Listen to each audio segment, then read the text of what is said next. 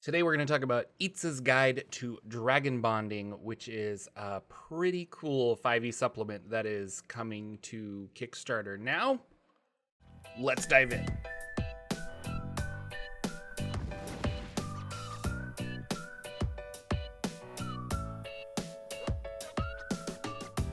Hey everybody, Jordan here, the PH is silent, and we're going to talk a little bit about this Kickstarter. The company has reached out to me before, and if you watch the channel, then there was an earlier video on this, on the Dragonbond setting. Dragonbond is a board game that they are taking the world and adapting it to 5e for a campaign setting. So with that, the previous video, which I'll link down below and in that corner, that video, I talked a little bit about the world and the lore and the history. And in this video, we're going to talk a little bit about the Vala, which is like their weird weavy magic thing, and the new classes and subclasses that they're going to be working on and introducing into this campaign. So if you like dragons and big epic characters, then stay tuned. And here we are. So this is the Kickstarter. I'll put links down below for all of that as well. But I wanted to point out that featured in the book are 7 new dragon broods, because there are dragons live on a red moon and they come down every 20 some years or so. But you can either steal energy or have like a mystical bond with them, which is really cool. So the 7 dragon broods, each brood has like a dragon king or emperor or god that kind of rules over all the others. And so 7 of those. There are rules for bonding and adventuring with 1 or more dragons in your party. So somebody in the party can bond with a dragon. They get special abilities, but then the entire party gets special abilities because of having the dragon within vicinity of you and things like that. It's a little more involved than just a sidekick or a companion.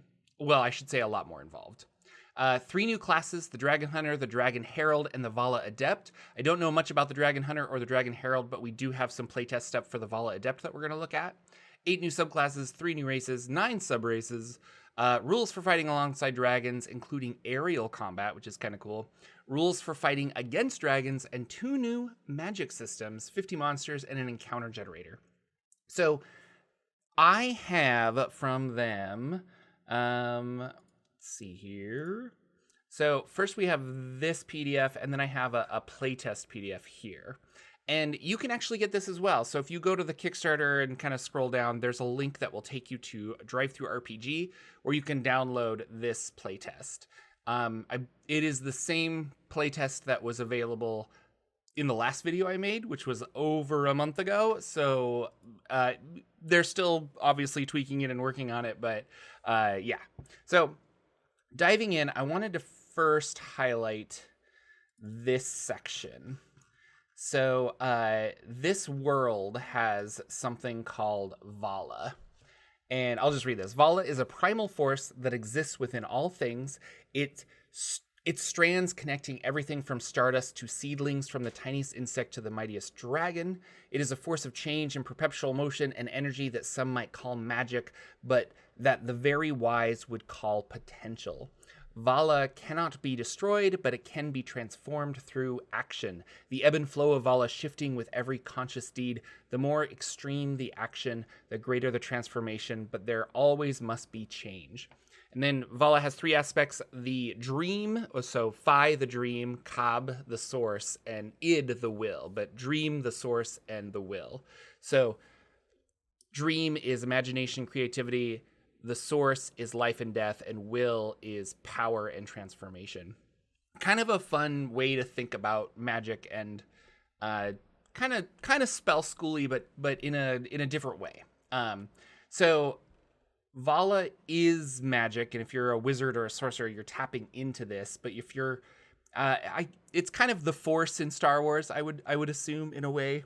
But it has a very large impact on the society here, and involving dragon.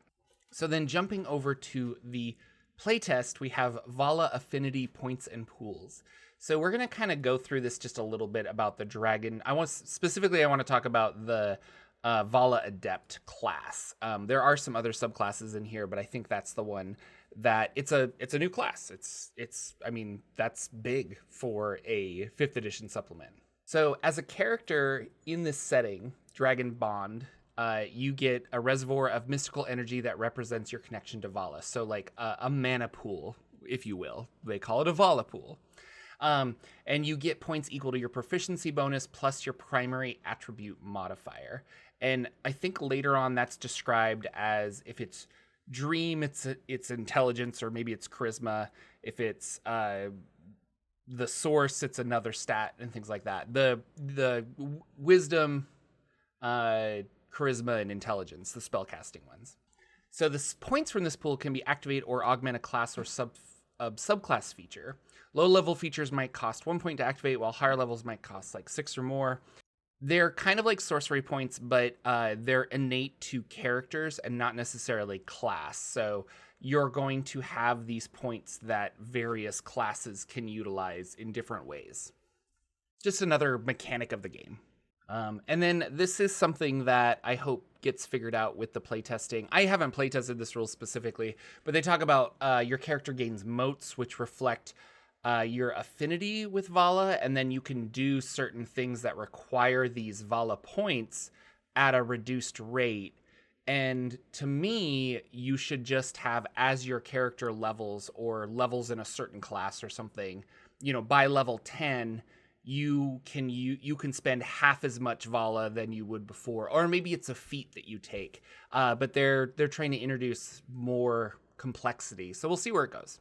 So this is the Vala Adept, and they say straight up, it's a cross between a wizard and a cleric, representing a character who both worships and studies Vala. Vala being the force of magic, or just the energy that is what holds the universe together. Vala Adepts are focused spellcasters who devote themselves to one of the 3 aspects of Vala, where wizards define themselves by the spells they cast, i.e. like spell schools, and clerics worship a specific deity. The Vala Adepts are supreme explorers of all that Vala offers. So you're pretty powerful, and I think the main focus of this campaign setting and its supplements are players are huge and important and powerful and big and world-changing stuff here. So we have a d6 hit points for your Vala Adept. Proficiencies, armor none, weapons, simple weapons, saving throws, intelligence and wisdom, and then skills, choose 2 from Arcana, History, Insight. Pretty magical basic stuff. You start out with like wizardy things. You have a component pouch or a spellcasting focus, a quarterstaff, or like a dagger, scholar's pack, explorer's pack. So with spellcasting, as a conduit of Vala, you cast Vala spells.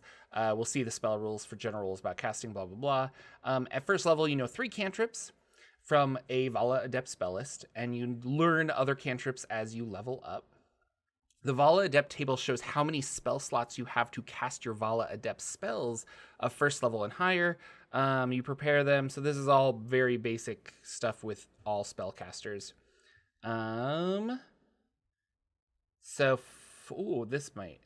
You prepare a list of Vala spells that are available for you to cast, choosing from the Vala Adept spell list. When you do so, choose a number of Vala Adept spells equal to the ability score modifier appropriate to the aspect doctrine you selected, plus your Vala Adept level.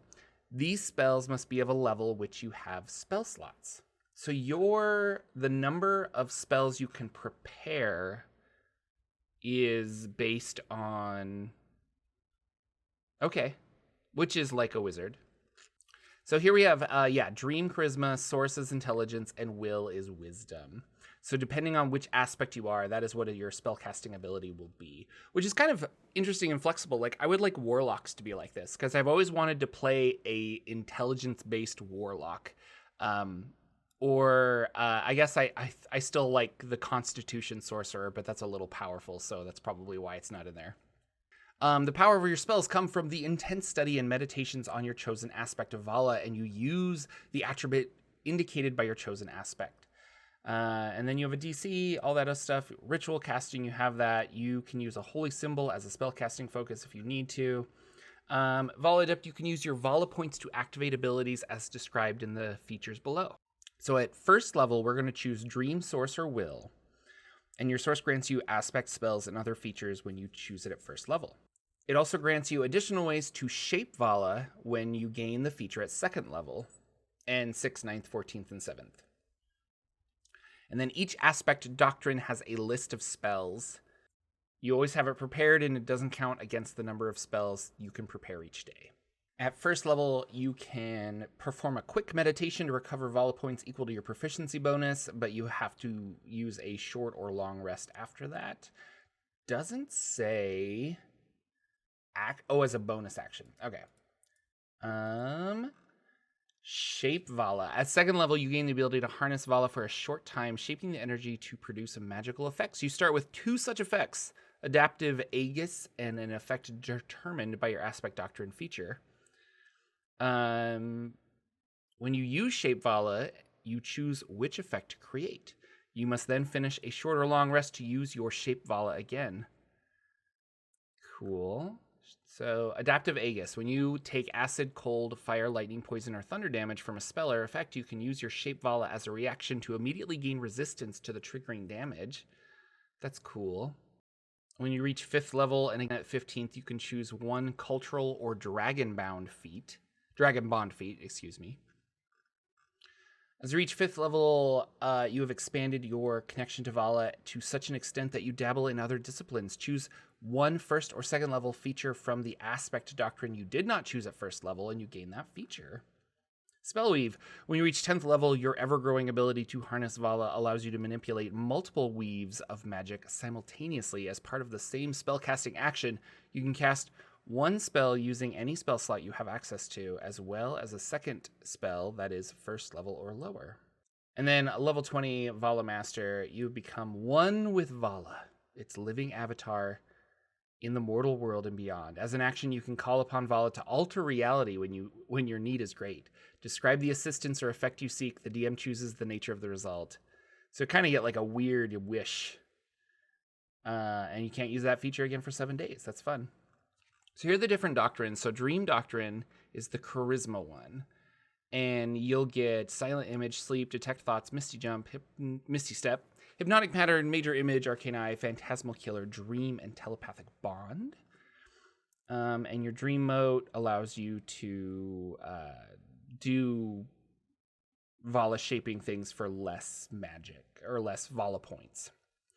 You can do Dream Crafting. So with Dream Crafting, you can make your imaginations real. You can meditate for 1 minute, picturing a non-magical, inanimate object that fit entirely within a cube that is 10 feet on each side. The object you picture must be one that you have seen before and have a value less than 1,000 G. And you summon it. The object appears on the ground in an unoccupied space you choose. It is visibly crude, though perfectly functional, and obviously a creation of magic. The object vanishes after an hour. But when you reach 17th level, the objects are permanent, which would be kind of cool to like build a base. Awaken Inner Eye. At 6th level, you can spend 1 point in your Dream Affinity to give yourself the ability to see invisible creatures and objects for 1 hour. And then another one is Dream Strike. At 9th level, you can shape your Vala to bring forth nightmares into the minds of your foes. As an action, you focus upon a creature you can see within 60 feet and force it to make a Charisma saving throw. On a failed save, the creature takes 22 psychic damage. Vala Revelation. At 14th level, you've opened your eyes to a deeper understanding of Vala. You gain another mote in Dream Affinity and 2 additional points to your Vala pool. And then Create Dream Sphere. At 17th level, you can spend 6 points in your Dream Affinity to impose a dreamlike environment on others in the real world. That's kind of cool. Your Dream Sphere lasts for 1 minute but requires concentration to maintain. All creatures within the sphere or who enter it on their turn must make a Charisma saving throw. On a failed save, you determine the dream the creature sees with their minds, creating dream terrain and threats. Creatures with true sight or who do not dream are immune to your Dream Sphere. Oh, and so you can make it pleasant to help your allies, or you can make it a nightmare to deal damage to enemies. That's interesting. All right, source doctrine. So this one is the intelligence. So the aspect of raw materials, of elements in nature, and also of life and death. Through source, life evolves and seasons pass. So burning hands, cure wounds, that's big. Acid arrow, ray of enfeeblement, lightning bolt, revivify, blight, ice storm, mass cure wounds, and wall of stone. So vitality transference. So at 2nd level, you can use your shape Vala to manipulate the life energy of a dying foe. When a creature within 30 feet of you dies from an attack made by you or your companions, you can use your shape Vala as a reaction to restore hit points to another creature. The target to be healed must be a creature you can see within 30 feet, and you restore a number of hit points equal to 1d6 plus the CR of the dying creature. That's pretty big. That's kind of cool. The Aegis again, resistance to damage. And then 9th level, elemental form. You can use your shape Vala to assume the form of an elemental. As a bonus action, you magically transform into an elemental whose challenge rating is equal or less than your level. And you remain in your new form a number of rounds equal to half your proficiency bonus. Vala Revelation. Starting at 14th level, you continue your studies, and I can do a source affinity from somewhere else. And then Twinned Source Immunity. At 17th level, your connection to the source gives you protection. Choose a pair of affiliated damage types from the following list. Until you finish a long rest, you are immune to both damage types. Do I get that every long rest, I wonder? That's interesting. But it's Radiant, Necrotic, Cold and Fire, Lightning and Thunder, Acid and Poison.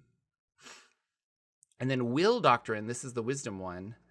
Aspect of raw power of plans and politics by which individuals change the world through their thoughts or feelings. So you get Command, Shield, Hold Person, Suggestion, Counterspell, Non-Detection, Compulsion, Polymorph, Dominate Person, and Greater Restoration. Protective Ward. You can use your shape Vala to shield yourself from others from harm. You touch a willing creature and give it a bonus to its armor class equal to half your proficiency bonus. The effect lasts for 1 minute.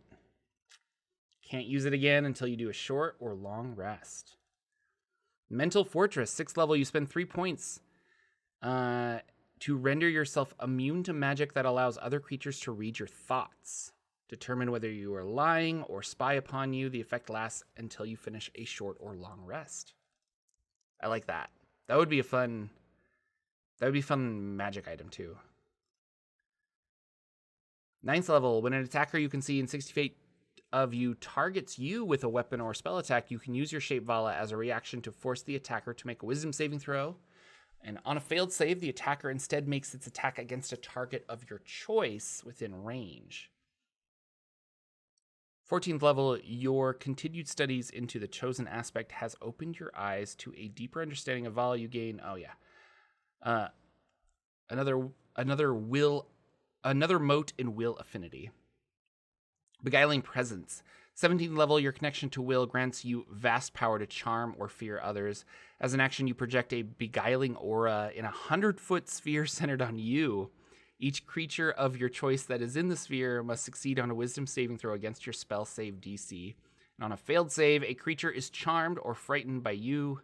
And at the end of each of its turns, the creature can make another wisdom saving throw. Use spell school lists for the 3 aspects. So Dream is conjuration, divination, and illusion. Source is evocation and necromancy, and will is abjuration, enchantment, and transmutation. That's cool. I think I like the source one mostly because of it feels like a wizard.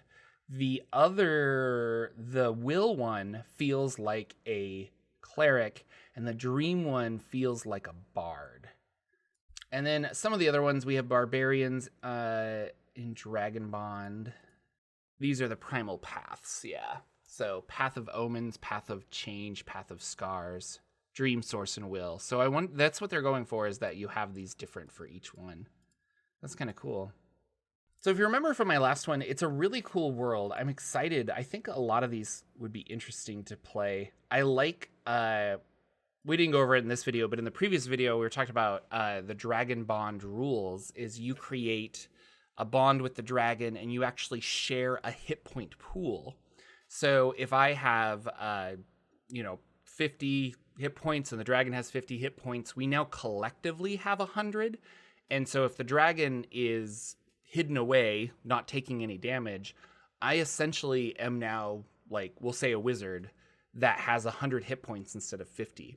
And that's really cool. But if your dragon is, it's also like a double-edged sword, I think, because if the dragon and you are in an AoE and you each take 20 damage, you now took 40 damage from your hit point total. And if you're ever at 0, you and your dragon go down. And I thought that was a clever way of making pet classes work. Wouldn't necessarily work for like a Beastmaster, I guess, because flavor-wise, it doesn't make sense that you and your pet would go down at the same time. But maybe if it's a spirit animal pet kind of a thing, I liked that. But it harkened back to you're going to want to keep, well, you alive, but also your dragon alive. And I thought that was really cool. It harkens back to wizards with familiars, when the familiar, if it died, cost you a lot of health and experience points. And so you were like, I got to keep this thing alive. So having a familiar was like, it had a lot of bonuses, but it was a double-edged sword. And I feel like the dragon bonding stuff was kind of like that too. Ideally, though, it's a fun new mechanic. You're going to want a dragon bond. It's a really interesting world. There's a lot of multicultural stuff in here from, or I should say inspirations from a lot of different cultures. And there's just really cool things about how dragons look different in different cultures. And I thought it was really interesting and fun. And there's NPCs, like it's a very detailed world. And that's a lot of this where these are coming from, a lot of these Kickstarters and stuff come from, they have like a base world that they've been working on for a while. And now it's like the logical step to make it into a campaign setting.